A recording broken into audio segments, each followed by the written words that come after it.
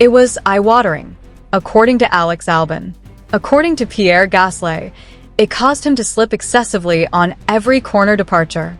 Sergio Perez said that he had to relearn how to drive a Formula One vehicle from scratch. And Daniel Ricciardo, one of the most naturally brilliant drivers of his generation, merely termed it aggressive. They were all talking about the same issue. Max Verstappen's Formula One vehicle configuration is so severe that Red Bull's chief technical officer acknowledged it once put the team at a standstill. The engineers were unaware that the automobile was truly damaged beneath Verstappen because of how quickly he was moving. He was using sheer skill to conceal the issue. It's the error transformed into a podium. Albon was a bright young prospect entering a race-winning vehicle when he joined Red Bull in 2019. He anticipated a difficult task. What he received was more akin to an existential issue. Years later, Albon used an analogy to explain the event that resonated with everyone who heard it. Imagine setting a computer mouse's sensitivity to its highest level so that even the smallest movement causes the pointer to dart across the screen. The front end of Verstappen's Red Bull feels like that, according to Albon. The automobile would turn if you blew on the steering wheel. This is referred to as a sharp front end by engineers. The automobile reacts terrifyingly quickly to steering. This is just what Verstappen desires. The front end is only half the issue, but to everyone else, it seems like the automobile is attempting to harm you. The rear becomes intrinsically unsteady when the front is so sensitive. When you enter a corner, the back attempts to turn on you, your input is little off, and the entire vehicle tries to switch ends. This is the portion that doesn't make sense. In order to feel secure, every other driver on the planet dials that instability out, while Verstappen tunes it in. To understand why, we need to discuss about what happens inside Red Bull's wind tunnel in Bedford, England. The point of aerodynamic pressure of the quickest possible Formula One vehicle is forced far forward over the front axle. This is the highest downforce, smallest drag, and aerodynamic optimum. On paper, the fastest configuration conceivable. The problem is that an automobile set up this manner is almost undrivable. There is no stability at the back. The back end is active and progressing through each stage of the corner. Therefore, a driver requests the same thing, more rear stability, after making a few laps and returning to the garage. I can't dedicate myself to such areas. The engineers obey. The vehicle slows down but becomes reliable and predictable. The configuration deviates from its theoretical maximum performance with each increase in rear stability. This sacrifice is made by every driver on the grid. With the exception of 2009 World Champion Verstappen Jenson Button, every driver remarked, "What Max is brilliant at is getting the best from a car, which the wind tunnel says is the best." Other drivers steer clear of such balance because they think it is terrible. Max just drives it like that. No compromise, no safety net, up to P10. Pierre, Red Bull's technical director, Wheat, verified it from an engineering perspective. Max may potentially make the automobile more efficient by allowing more sliding on the back. A driver's tolerance for rear movement increases with skill. Furthermore, Verstappen has a direct philosophy. It is sluggish understeer. This is when things start to get weird. A driver who favors an automobile with extreme instability is likely to seem unkempt when operating a vehicle. Verstappen's hands are among the calmest on the circuit despite aggressive corrections and rising steering.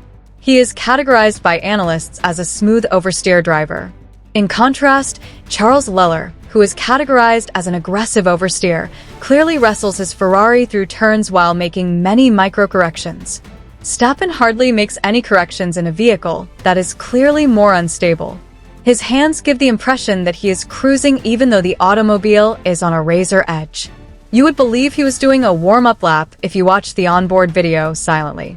Christian has identified the point at which this is beneficial. He claimed that in fast-paced turns, Max and his colleagues are rarely separated. Gasly might use quick sweepers to match or perhaps surpass Max. The whole braking process into slow bends makes a difference. Max handles a loose rear with complete assurance, almost like a motorbike racer on the verge of adhesion upon entry. He uses a paradoxical braking method. Telemetry showed Verstappen typically brakes earlier than Perez. He brakes at the perfect time. The automobile is then rotated by following the pressure deep into the bend, accelerating more quickly while the vehicle is already pointed in the direction of the exit. Despite what seems to be a cautious starting braking point, the whole corner is faster. The teammate cemetery is when this strategy truly becomes nasty. Verstappen has been seated next to 5 drivers. Same pattern every time.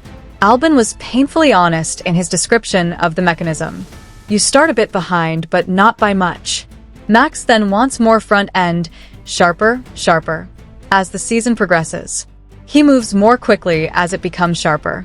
You also take greater risks in order to catch up. You push a little, lose control, crash, and start over.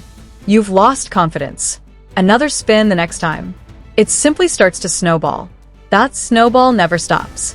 Every advancement that increases Max's speed reduces his teammates' ability to drive the vehicle. Gasly lasted half a season before being demoted, but the gap grows as his confidence wanes. Perez's decline from Imola forward in 2024 was so severe that Mark Hughes referred to him as the canary in the coal mine, revealing basic vehicle issues that only Verstappen could conceal. Watch acknowledged that this dynamic distorted the team's whole engineering strategy in 2020. He said that a developmental issue was partly caused by Max's skill. Some people wouldn't be able to regulate instability the way he can. Max was extracting lap time, so they continued to push the car in his direction, but they had gone too far. The vehicle was damaged. Max moved quickly. Additionally, no one saw it was shattered since Max moved quickly. Consider how ridiculous that is. The driver was so fast that he was deliberately concealing an engineering issue from a group of hundreds of individuals whose sole responsibility is to identify engineering issues. Therefore, the obvious issue is how Verstappen developed this skill in the first place, since no teammate can adjust to this configuration, and the experts affirm it sits at the theoretical limit of what the car can achieve. The answer is uncomfortable, and it begins with a father with unresolved Formula One business and a 4-year-old child on a Dutch karting track. In the 1990s, Jos Verstappen competed in Formula One without the necessary equipment. Jos threw everything into becoming a champion when Max shone talent at a ridiculous age. This is the most important training strategy. Max won his first race at age 7 after sitting in a kart at age 4.5. Jos forced Max to practice on rainy tracks with dry tires. Jos kept him driving in the rain on slippery tires as the other families packed up and headed home. The child learnt to sense the precise location of the grip on a surface that was attempting to deceive him lap after lap. Everything Verstappen accomplishes in Formula One now is directly based on this. That coziness with a rear end that wants to explode. The capacity to sense grip levels on a surface that other drivers are unable to perceive. It all began when a toddler learned to trust his hands as the kart was sliding beneath him while riding on slippery tires in the rain. Jos also modified settings on the kart without alerting Max, causing him to diagnose differences via feel rather than statistics. Max won the KZ World Championship, 2 European titles, and 3 crowns in 1 season by the time he was 15. The youngest driver to win the world title in the gearbox class. Watching Verstappen's early Formula One testing, Karin Chandhog saw the karting DNA right away. When he braked, the back would begin to slide, and he feared Max would ruin the tires. Then he saw that Max had complete control over every single lap. Leader of the assault. Reach a maximum of P10. 8 years apart, 2 races at Interros demonstrate everything we've spoken about. In a downpour, Brazil's 18-year-old fell to 16th place in 2016. 14 circuits behind safety cars, gaining 13 spots.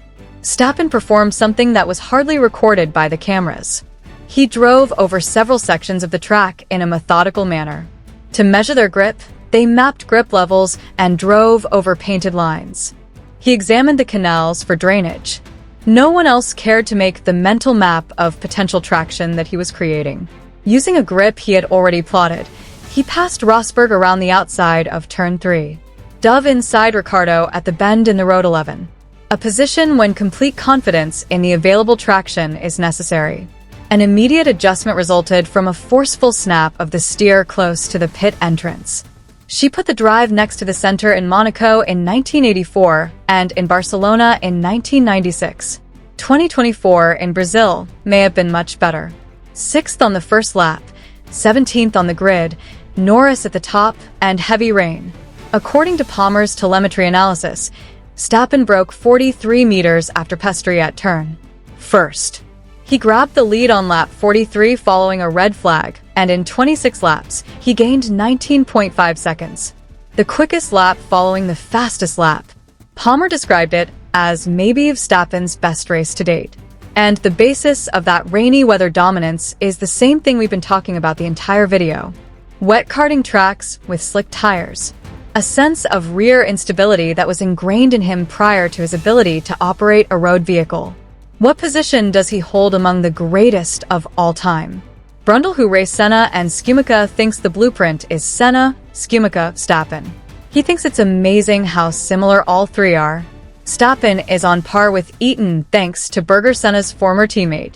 Max drives nearly unconsciously, allowing processing power to optimize in real time, according to Newey, who designs championship cars for Manel, Prost, Senna, Vettel, and Verstappen. And Norris feels Max is probably the best ever in Formula One, and that replicating him is practically impossible. This is the total of all of this. Because of his very high tolerance for rear instability, Verstappen is able to drive a vehicle at its aerodynamic peak while everyone else makes concessions. Constructed by practicing in the rain as a youngster, he expresses himself with calm, fluid inputs that contrast with the fury beneath him. Some of stuff was owned by other all-time greats. Senna had the ability to adjust to any situation. Although no one has ever put the full package together at this level, Hamilton's consistency under duress is unparalleled. In all honesty, the frightening thing about what occurred to 5 colleagues in a row is that there is no proof that anybody ever